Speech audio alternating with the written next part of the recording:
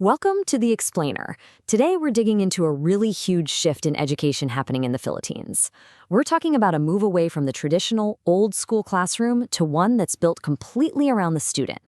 Seriously, just think about that for a second. What if your classes, your projects, even the speed of the lessons, what if all of it was designed for how you learn best? That's exactly the big idea we're exploring today, this major move from a teacher-led model to one that puts the student right smack in the center of their own learning journey. Okay, so let's get into it. To really get what's changing in classrooms, we first have to understand the change in philosophy that's powering it all. You see, this isn't just about a few new teaching tricks, it's a whole new way of thinking about how learning even works. At the very heart of this is a concept called learner-centered teaching, and it's not some new fad. This approach is built on decades of solid psychological research into how our brains actually learn. The big takeaway? We learn best when we're actively involved, not when we're just sitting there passively soaking up information.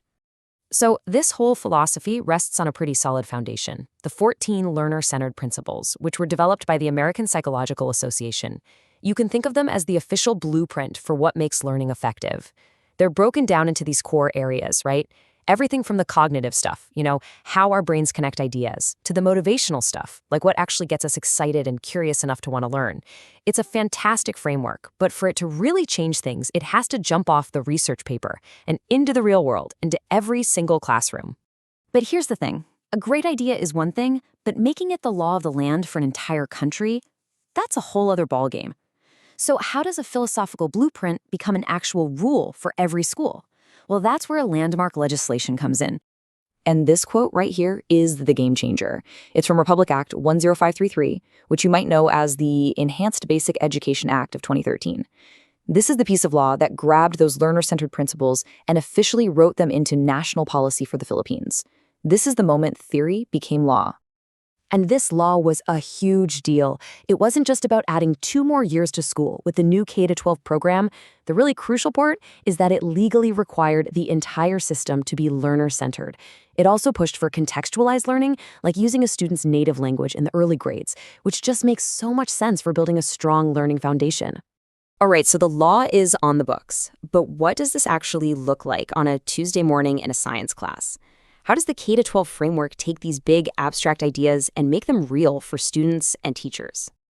Let's picture this. Instead of a teacher just lecturing about water quality from a textbook, the students are actually out there investigating a real problem in their own community. And look at this. They get to choose how they do it. They have a say in their own learning.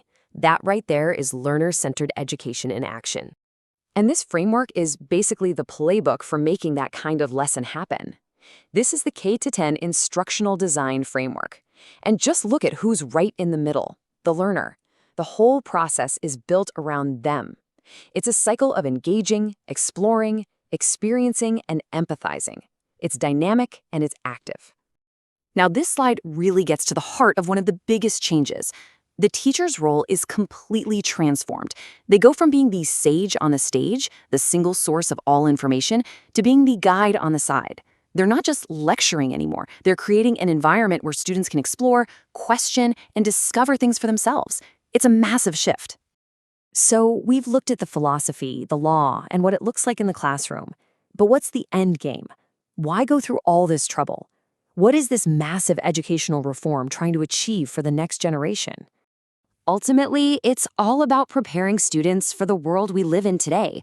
The whole K-12 framework is built to develop these so-called 21st century skills. We're talking about critical thinking, problem solving, skills that go way beyond just memorizing facts. The goal is to produce graduates who are ready to compete globally, whether they go on to higher education or jump right into the workforce. But let's be real, a change this big is never easy, and the sources are clear about the hurdles. You can't just flip a switch and expect every teacher to go from lecturer to facilitator overnight. That takes a ton of training and ongoing support. Plus, you need the right resources for all these hands-on projects. Tackling these challenges is absolutely essential to make sure the program succeeds in the long run.